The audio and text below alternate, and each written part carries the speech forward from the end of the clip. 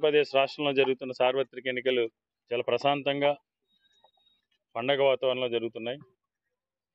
ఈరోజు ఎండవేడిని కూడా లెక్క చేయకుండా భారీగా క్యూ లైన్ నించుని 6:30 దగ్గర నుంచే చాలా చోట్ల కూడా క్యూ లైన్కి ఓటరు కేంద్రానికి చేరుకుని పెద్ద ఎత్తున ప్రతి ఒక్కరు కూడా ఓటు హక్కును వినియోగించుకుంటున్నారు. ఇది చాలా శుభ పరిణామం. ఎందుకంటే తప్పకుండా ఎంత ఓటింగ్ పర్సంటేజ్ పెరిగితే అంతా కూడా జగన్మోహన్ రెడ్డి గారికి పార్టీకి అనుకూలంగా ఓట్ బ్యాంక్ అయితే పడుతుంది. ఈరోజు ఈ ఓటింగ్ సరళి ఇదే విధంగా కొనసాగాలి. ఎందుకంటే ప్రతి ఒక్కరు కూడా రాజ్యాంగం కల్పించిన హక్కు ఓటు హక్కు. ప్రతి ఒక్కరు కూడా ఓటు హక్కు వినియోగించుకోవాలి.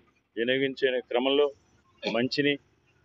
మంచి పనుల్ని కూడా స్వాగతిస్తూ అందరూ కూడా మంచికి, న్యాయానికి, ధర్మానికి, సత్యానికి అండగా నిలబడాలని కోరుకుంటున్నాను.